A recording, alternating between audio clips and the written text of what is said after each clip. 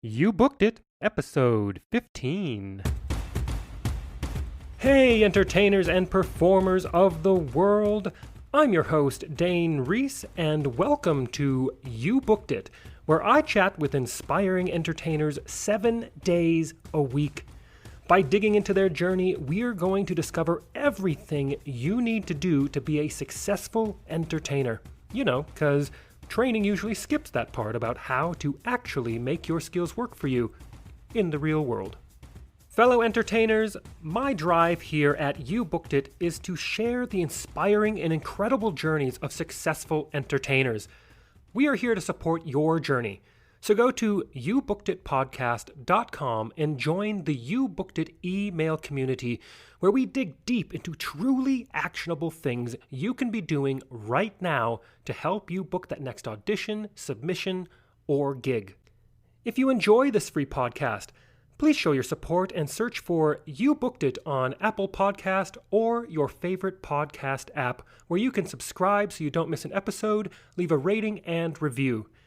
And to show our appreciation for your, fingers crossed, 5-star rating and review, I will give you a shout out on an upcoming episode. And now, let's do this.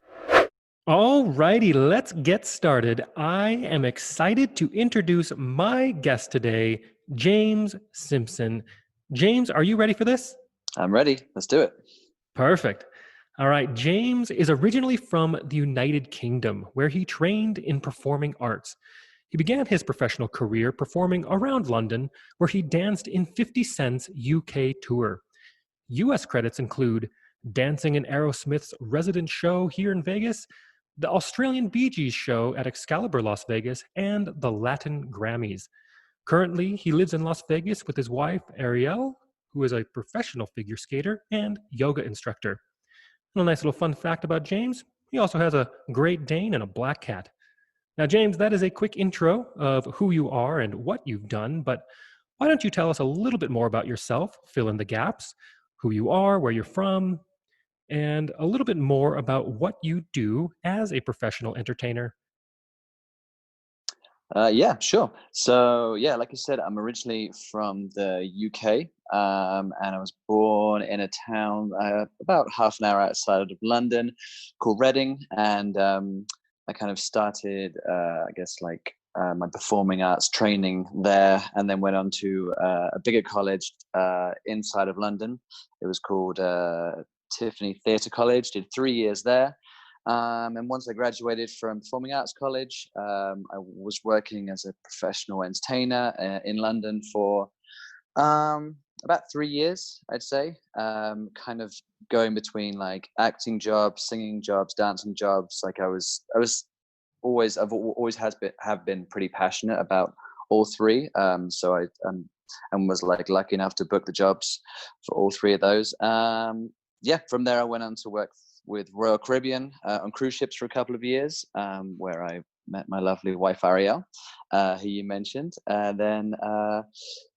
We did a couple of contracts together, and we weighed up the pros and cons, whether she should move to London or I should move to Vegas. And here I am. I've been in Vegas for about 5 years now, and it's definitely worked out great. There's so much entertainment work in Vegas, and also the cost of living is a lot cheaper. In London, I did some great jobs and great shows and gigs, but when I came to the end of the month and paid everything off that needed to be paid, it was kind of back to square one. Whereas, Vegas, I've been able to have a good life here with Ariel, and we've made some great relationships and friendships with other performers who also have great lives and managed to buy houses and have kids, and whereas that kind of idea for an entertainer in like London or New York is so far-fetched because it's so expensive.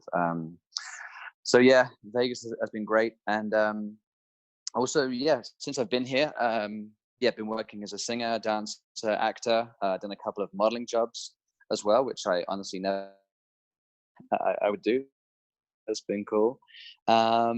Mostly kind of on the gig and freelance circuit. I've done a few shows, but mostly as a swing. I think I've been a swing in about 4 shows now in Vegas, and then the rest of it is just gig work, freelance kind of things. And and yeah, that's my Vegas life so far.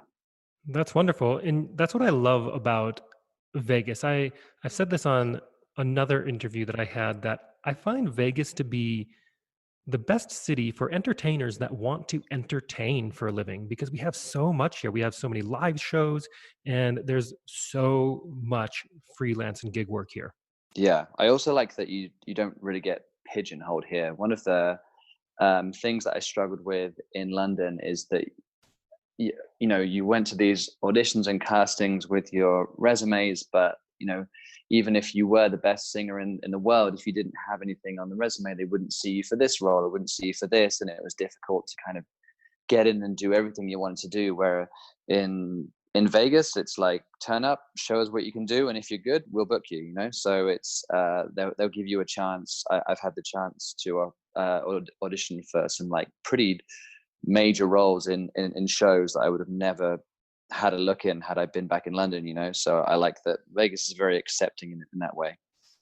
Fantastic. I totally agree with you. Well, let's move on to the next section here.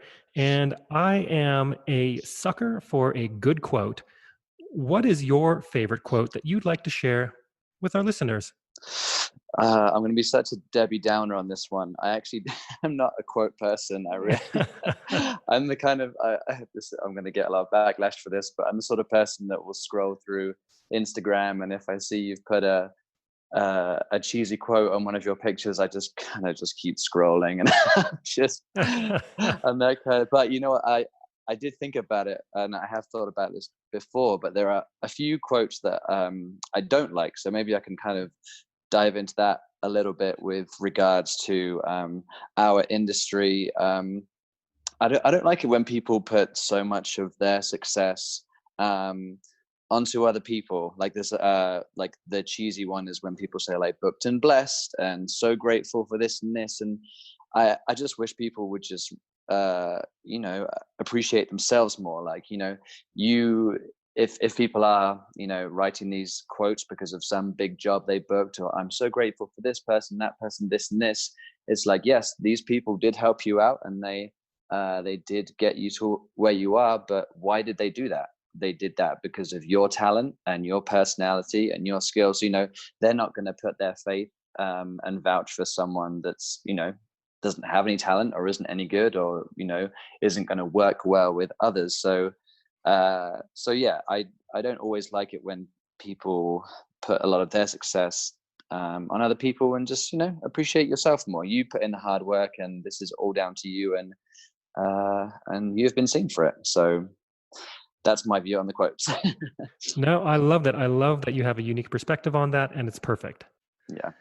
All right, well, let's get into this section. So, James, of course, you're an entertainer. I am an entertainer, and I would think you'd agree that this entertainment industry is one of the most subjective, brutally honest, personally emotional industries that either of us know about.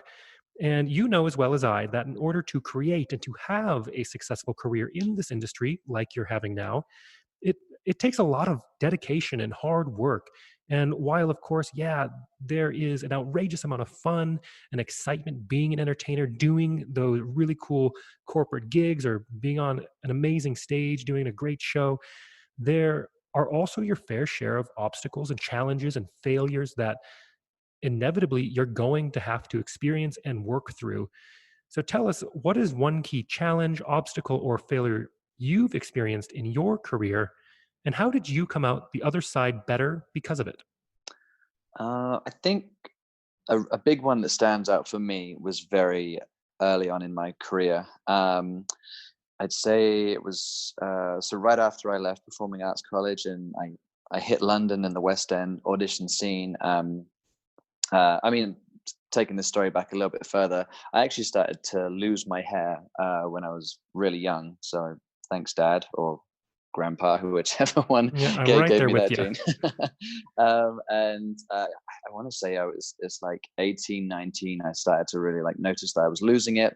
And while I was at Performing Arts College and going out into the world to audition, I was doing everything I could to, because this industry is as shallow as it sounds, is all about looks for a lot of things. Not for everything, but a lot of time, when you walk into that audition room, the first thing that you have to show is you, how you present yourself and your look. And I was literally trying to do everything I could to make my hair work for me, to get booked for these jobs, and trying to different styles and coloring and straighten all this crap. And it was just, my hair was getting thinner and I was losing it, and I was in a really bad place, and I just couldn't do much with it. So one day I just said, F it. Not sure if I can curse on the podcast. And I just shaved it off. I just one night just sat there after a couple of beers and just grabbed the clippers, and I just took it all off.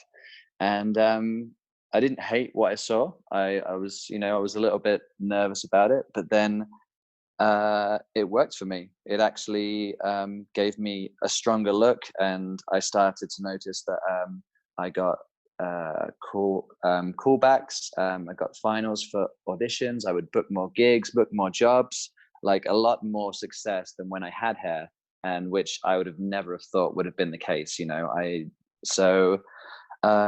Yeah, I kind of took a risk, and it did work out for me. I mean, don't get me wrong, I still face my obstacles and struggles with it, because being a bald man, a shaved head man, it's a unique look. So there are a lot of times where the casting will be, I have everything on their casting requirements list, but then when it comes to the hair, it's like, not everybody wants a bald guy. So Right. yeah, so it is still difficult, but it has definitely given me a lot more success than when I had my unfortunate mop that I used to have. So Right. Yeah, you're not showing up for any hair show gigs, are you?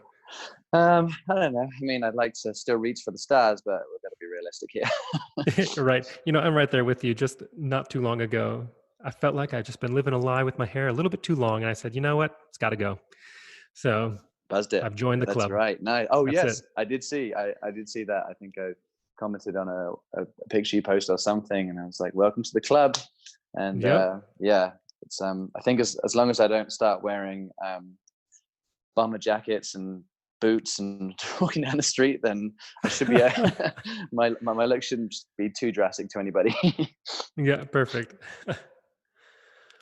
All right, well, let's move on to a time that I like to call your spotlight moment. That one moment in time that you realized, yes, I am going to be an entertainer for a living. Or maybe it was, yes, this is what I need to be doing as an entertainer. Tell us about that.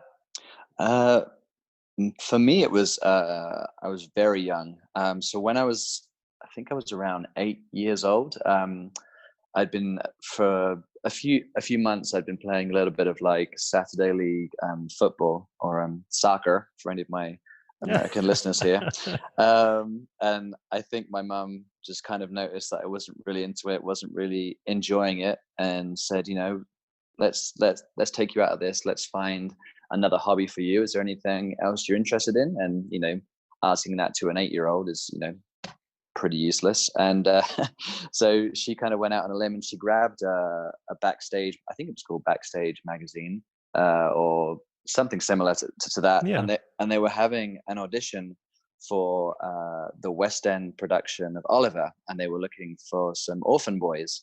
And she said, do you want to go along and see what happens? And I went along and did this audition with all these other young kids, which I think was just a bunch of games all day, to be honest. I don't think there was too much like performing involved. And I ended up booking the show, and I did Wow. which is crazy. It's probably one of the biggest shows I've ever done, and it was the first thing that I ever did in my performing career. Really? So yeah, I booked the job, and I think I did it for, I think it was about 6 months. I think they had to do a turnover of kids like every 6 months because of something to do with like, Like labor laws and things like this? yeah, something like that. I mean, I wasn't going into Yeah. a sweatshop or anything, but it was Right, of course, but you're still a minor working. Yeah. yeah. And I have these memories of being on stage with some of my friends, and there was like one scene where we're in the orphanage, and there's like a food fight, and we're all kicking off and going crazy, and then someone comes in and yells stop, and we have to like freeze in our crazy position, and we'd all be there giggling. And sometimes I really wasn't taking it seriously at all, and I had no idea of like how big a deal this was. And now, once I would give anything to be back on a West End stage right now. And I was 8 and Right. just kind of like messing around. And so, yeah, for that whole 6 months, I loved it. I really enjoyed it. And I guess, yeah, said to my mum afterwards, I want to keep doing this. And she saw that I really enjoyed it. So that's when she put me into a lot of these youth theatre groups and after school clubs, and just kind of carried on and carried on. And then I made it into my career. I love that. That is such a nice story. Well, let's piggyback on that and let's talk about your number one booked it moment. So, walk us through that day, the auditions and callbacks, if that happened to be part of it, what was going on in your life, and what about that moment makes it your favorite booked it moment. For me, I actually have two, but Great. they're relatively quick, so I can get through them. So my first one was back in 2010. I graduated performing arts college maybe 6 months before this, and just for some extra cash, just to kind of like pay the bills in London.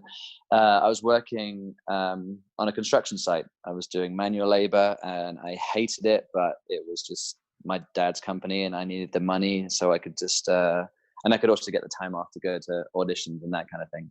And my agent called me and said, uh, she said that 50 Cent was coming over to do his UK tour.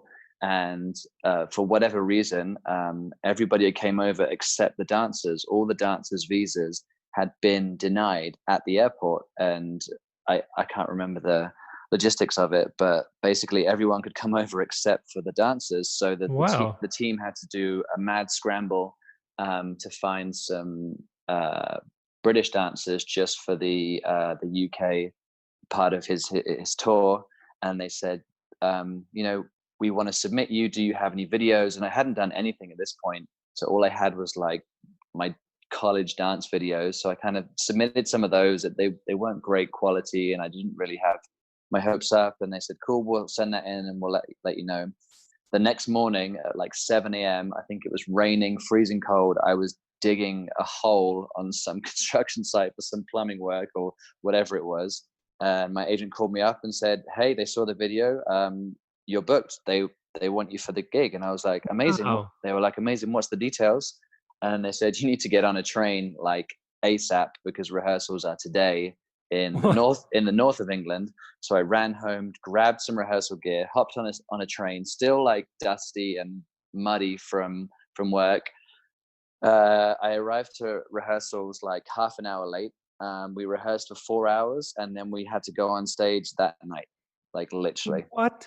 So I got the call and had to do, because obviously all the American dancers, they'd had rehearsals for months and months and whatever Right, of course. in the US, and they had to just like cut a few numbers, teach us what they could, and we hopped on the NEC Arena in Birmingham that night, and that was crazy. But it was such an amazing experience, as far as like, how big the job was, working for an artist, like amazing crowd, but also just being put on your toes and just learning it, banging it out. So that was amazing. Loved it. My second one was probably one of my favorite shows I've ever done.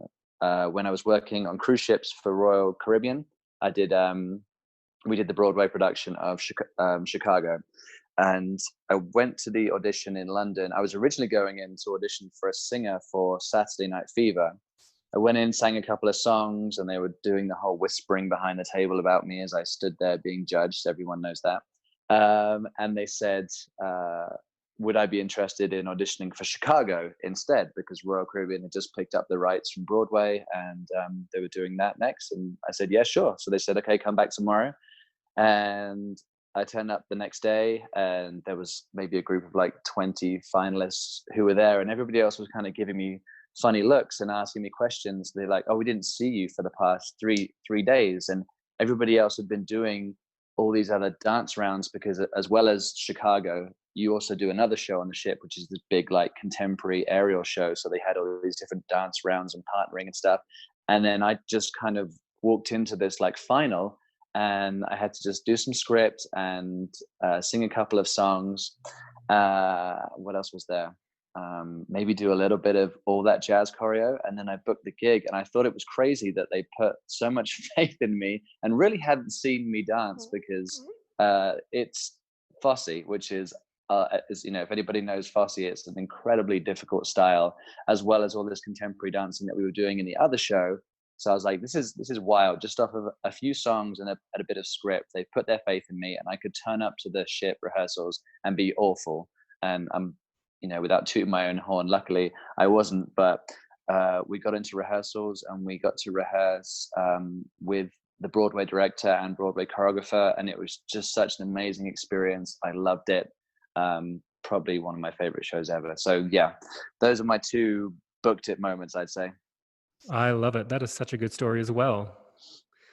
Well, let's take a moment to talk about the present. What projects are you working on now?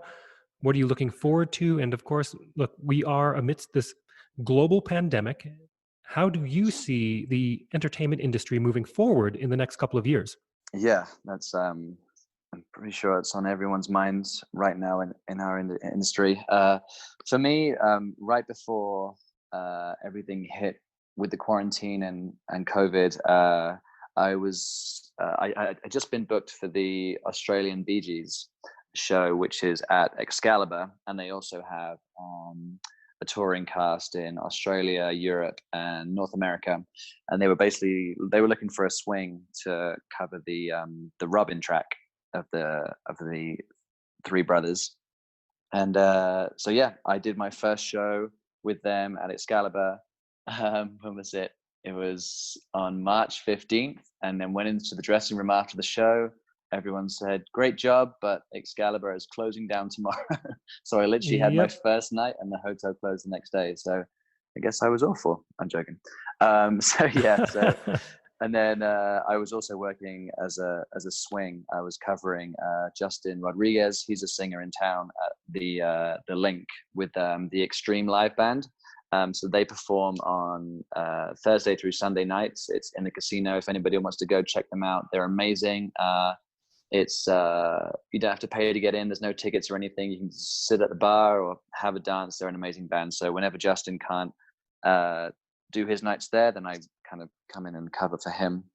And yeah, I think we got an email the other day from Excalibur saying that if all goes well with the reopening plan that Sisolak has proposed, then we should be able to kickstart the Bee Gees show beginning July 1st. Obviously, we're not trying to get our hopes up too much because things can change day by day, but fingers crossed that we have some kind of show schedule, which is great. And as far as the future for our industry, I feel like a lot of the smaller things, the smaller shows, so the smaller side of entertainment, I think is going to open up first. And I guess that's just, common sense, being like smaller crowds and smaller audiences. There's less chance of, contracting COVID and all the health and safety issues. So I feel like the big artists and the bigger singers and what am I trying to say? Like The Cirque du TV Soleil's? and film production. Yeah, I feel like even on a bigger scale, like as far as like movie production and Oh, yeah. artists that tour the world, I feel like it's gonna be a while before they maybe get kickstarted with theirs. So it's kind of the opposite way around. When things were running as normal, those kind of artists and actors were the ones doing the big jobs and making all the big money. And now I feel like that the smaller shows and the smaller side of entertainment is going to come back in first, and they're probably going to have to wait a little bit before they can start doing their gigs again. But I don't know. That's my opinion. It could be different. It might change, but I feel as far as common sense with safety, it's going to be the smaller side will come through first. Great. I love that insight. Thank you. Sure. Now, let's move on to one of my favorite sections in the interview. It is called the Grease Lightning Round. Yeah. I am going to ask you a handful of questions. I want you to answer them as quickly and concisely as possible, one after another. Are you ready? Let's go. I'm ready. All right, first question. What was the one thing holding you back from committing to a career as an entertainer? Um, Longevity. I was always scared that, and I still am, like, will I be able to do this my whole life? And second question, what is the best piece of advice you have ever received? Someone once told me that the day that you can learn to laugh at yourself and laugh at your mistakes is the day that you'll become more confident. And I definitely found that with myself. So just, yeah, just learn to laugh at yourself. Absolutely, I totally agree. And third question, what is something that is working for you right now? Or if you'd like to go pre COVID, what was working for you before our industry went on pause? Staying in regular contact with the people that matter in this industry. So as far as like agencies and casting directors, without annoying them, just kind of because it's very easy to be out of sight, out of mind. Yeah, for sure. And the fourth question, what is the best resource, whether that's a book, a movie, a YouTube video, podcast, a piece of technology that you have found is helping your career right now? Uh, this may sound a little stupid, but all these like e-sign apps where you can like electronically sign contracts and things, because as Yeah, as a gig worker and a freelance worker, you're like constantly out on the road and driving around. You're not always going to be at a computer or at a laptop, and you get these like last minute deals and contracts and like agreements come in that you have to sign, and they're all time sensitive, and you can just do it on your phone and send it off and done, and no paper, no print, nothing. So yeah, those apps have saved my life a lot. perfect. Do you have a name of a particular app that you like to use? I like DocuSign. I think DocuSign's pretty good. There's a couple that some of the agencies send out that just come as like a default, but I find DocuSign to be pretty quick and pretty user friendly. Agreed. Yeah, it's super streamlined. Yeah.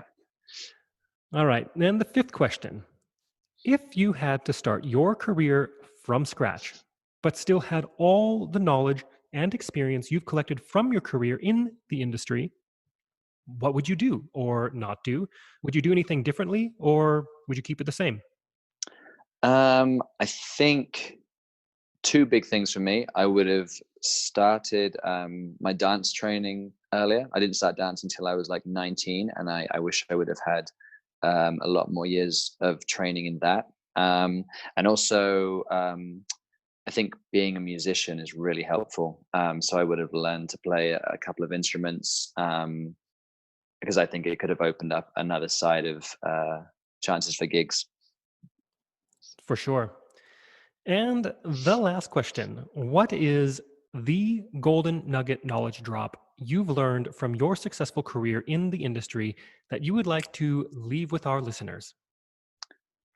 Uh, just be a nice person. Honestly, I know it sounds like cheesy and like uh, kind of cliche, but I feel like I've booked a lot of things. Like, obviously, you need to have the talent and whatever to back it up, but half the time, just being nice will get you booked. Nobody wants to work with a, uh, an asshole, like it's people just they want to have a nice person on their team. So just be nice. People will see that, and they'll want to use you. Absolutely. I totally agree. It is being nice to everybody is one of my top three things that you need to do to ensure almost a successful career in this industry. Yeah, I agree. Great. And to wrap this baby up, it is time for you to give yourself a plug. Where can we find you? How do our listeners connect with you? Is there anything you'd like to promote? So as far as well, once everything is hopefully reopened, you can come catch me at the Australian BG shows, at the Excalibur. I normally kind of post when my dates are there, and also, as I mentioned before, with the Extreme Live Band at the Link, I hop in with those guys too. A lot of my other work is more kind of corporate gig things. But yeah, those two will be the ones if anybody wants to come and check me out. Social media, I'm not on Twitter because I'm not really famous, so I never really see the point in that. But Instagram is to search for James Simpson, or it's my handle. I think is James Simo, JamesSimo. I think I did it a long time ago, and I kind of regret it, but that's what it is. And Facebook is just James Simpson. And feel free if anybody wants to message or ask any questions. Not like I said, not that I consider myself a famous or wildly successful person, but I think I've had a pretty decent career. And if anybody would like any advice on anything Vegas or performing related, like hit me up. Let's chat. James, thank you so much for being part of the show and agreeing to this interview.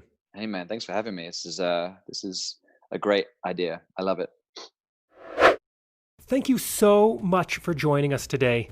My one call to action for you is to go to youbookeditpodcast.com and join our free email community, where we dig deep into a continually growing resource of truly actionable things you can be doing right now to help you advance your entertainment career.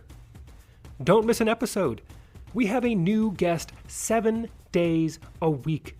Search for You Booked It on Apple Podcast or your favorite podcast app and subscribe today. All the best to you. We'll see you tomorrow.